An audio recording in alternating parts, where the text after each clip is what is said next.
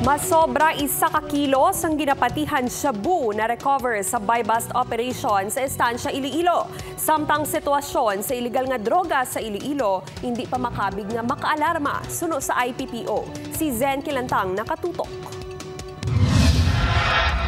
Ginabanta 7.4 million pesos ang balor sa masobra 1 kilos ang ginapatihan shabu nga na-recover sa Estancia Municipal Police Station Drug Enforcement Team sa ginkasa nga drug buy-bust operation sa Barangay Kanuan, Estancia, Iloilo kainasang kaagahon. Arestado sa operasyon ang high-value individual nga si alias Nonong kagang upod sini nga si alias Mike. 3 na kabulan nga ginamonitor sang kapulisan ng duha.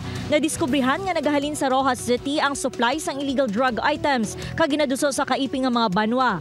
Kag ginakuha na to sang aton nga subject kag actually hindi lang istansya no ang iyaning gina-distributan sang iyang illegal drugs, but according sa information is maupod pag ini mga neighboring municipalities dira sa Northern Iloilo no, neighboring towns sang banwa sang istansya, to include no ang mga iban nga mga kabanwanan dira sa probinsya sang Capiz.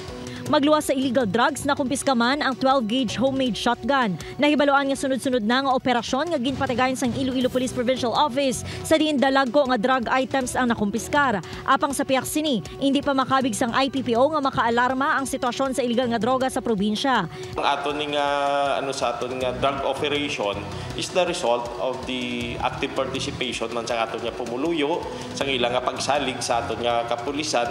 That is why nga nangin successful, that is why nga very effective ang aton nga mga nakandak nga mga anti-drug operations kag tinagapatiman ini nga ang amoy ini nga mga amount of drugs is napungga naton nga magkadto sa target market nila. Nagdangat na sa 281 ang anti-drug buy-bust operations nga ginpatigayon sa Iloilo Province. 361 ang mga nadakpan kag 52 diri ang high-value individuals. Upod kay Romal Porquia, Zen Kilantang, One Western Visayas.